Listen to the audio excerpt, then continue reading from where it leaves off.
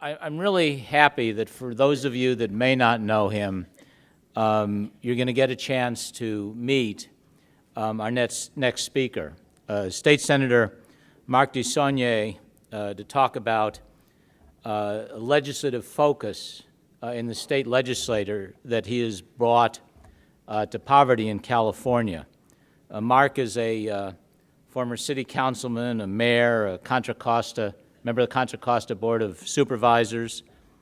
He was then in the State Assembly and then elected to the State Senate in 2008.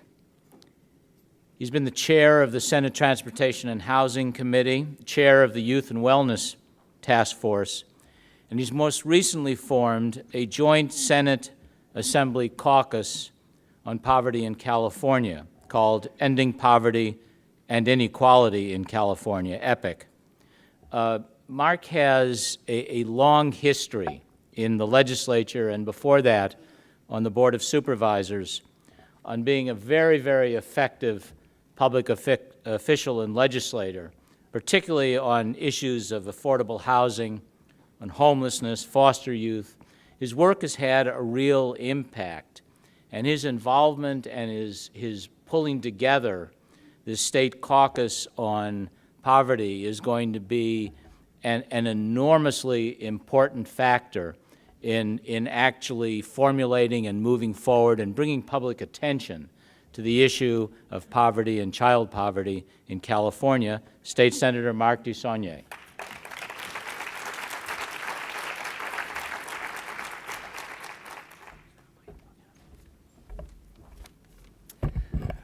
Well, Conway, I appreciate that introduction. Using focus in the legislature is always a little concern, but we're going to try.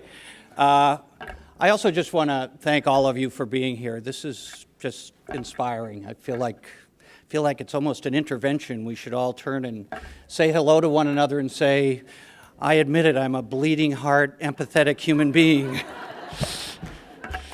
That would be a good thing. And Bianca reminds me of the story when I first came to California, and I won't tell you when, it was a long time ago. I was in San Francisco.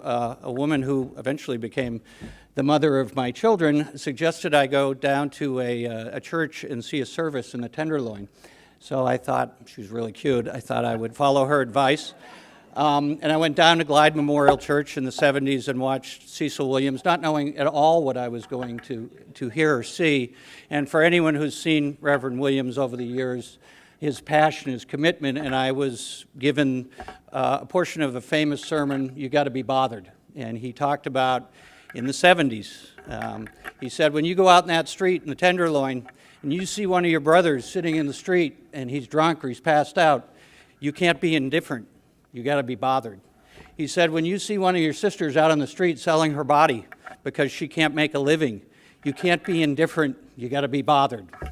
Now, I can't say it the way he said it or the way it came across with that chorus behind, but I think this is a moment in time, hopefully in this country, where we're going to be bothered. For too long, we've accepted the attacks on people who can't raise themselves up by the bootstraps for plain and obvious reasons. And we've allowed that to happen. Many of us have fought against it. The next speaker, principally amongst that, and his wife. It's time for us to be bothered, and dare I say, we should be pissed off. This is not acceptable any longer in California in the United States of America.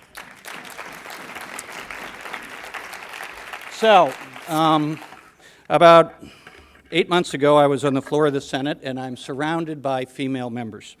I don't know how I got that seat, but it's a great seat to have.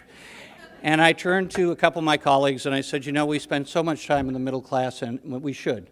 But I think it's time for us to spend more on the people who have been forgotten. As somebody who grew up in the 70s and went to a small Jesuit college that Michael Harrington went to, for those of us who remember his great work, The Other America, I just reread it. What he said then, unfortunately, is not too different today.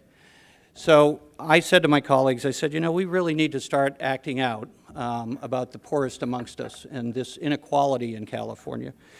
So it's taken a while, and largely it's taken a while because there's been so much interest. So we formed the Ending Poverty and Inequality in California. For those of you who remember your history, Upton Sinclair, when he ran for governor of the state of California during the Gilded Age, and at the time, he was the most successful statewide Democratic candidate, although he lost in terms of votes that he received. So this caucus is meant to do three things. First, it's just to bring awareness. So for each quarter of 2014, we will have speakers. Hopefully Peter will join us and his wife. To frame the issue, to sort of say, where are we and what are the consequences for California? And then have these speakers both come to the caucus and then go out and speak. It's to institutionalize this discussion. So the model is in California, we have a very successful environmental caucus. It has led to great legislation that the rest of the country and the world has followed. So we will institutionalize this movement. And lastly, and most difficult, is to work with you and the research facilities. We've been to UC Davis. We've spent some time at Stanford at their research facility to create and institutionalize a conduit from the research facilities and from you all to the legislature, so we will make sure we make investments. So for those people who are concerned that we're just throwing money away at people who really don't deserve this, this is about actually demonstrating that this is a good investment for all of us. And lastly, I think this is important because, as Justice Brandeis said many years ago in a similar part of our history, it's about democracy itself. That, as Brandeis said, we have a choice in this country. We can either have democracy or we can have great wealth concentrated in the hands of a few. He said you can't have both. And in fact, we've lost a lot of our democracy because of what we're allowing to happen. So with that, I hope you will pay attention. We will have a website up very soon. We move slowly in the legislature. We like to, that's a euphemism for thoughtfully and deliberately. That wasn't meant to get a laugh. Well, yeah, it was meant to get a laugh. So we do have it on my website right now. Tiffany Witten, who is our lead person on this, who is here somewhere. Tiff, where are you? Right here, taking a picture of me. She's the lead person. If you want to sign up, when we have the website, we will have the ability for people to sign on. So right now we have Western Center for Law. We have SEIU. We have the California Business Roundtable. We just got the California Chamber of Commerce. We had to create a separate category for them. They're supporters, not partners. We've got to bring them along to the empathy thing. So if you want to sign up, your group or individuals, there'll be an ability to do that very shortly. So I'm really excited, and I hope you will become partners with the legislature. If we can change this in California like we did in environmental laws, we can change the United States.